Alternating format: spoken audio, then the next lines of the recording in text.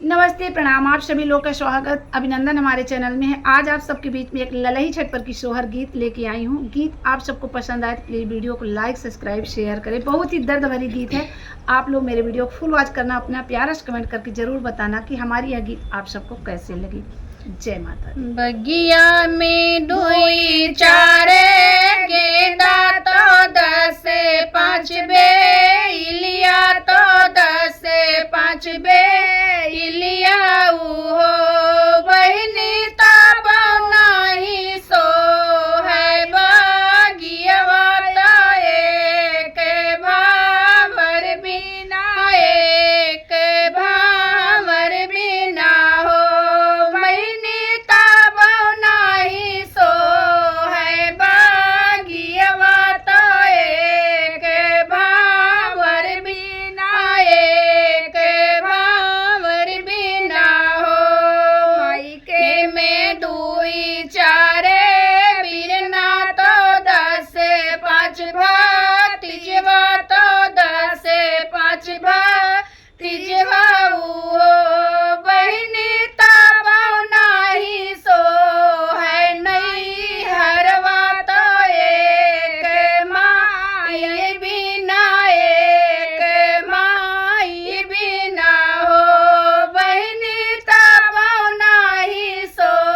है माई हरवा तो एक ही माई बिना एक ही माई बिना हो ससुरे में 10 चार ननदा तो 10 5 दे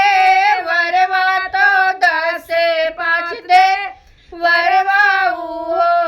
बहनी तब नहीं भाव सासुरवा तो एक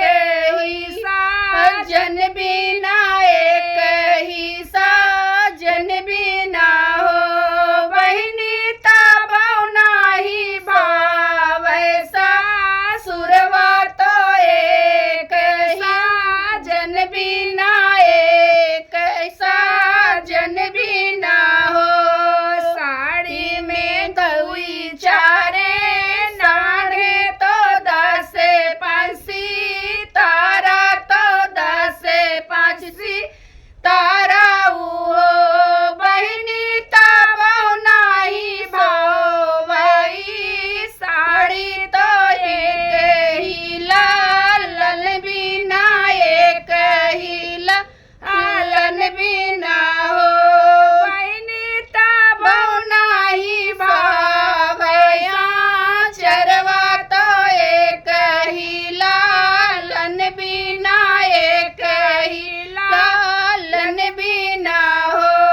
माथे में टिकुली दुई चार तो बिंदी 10 5 तो बिंदी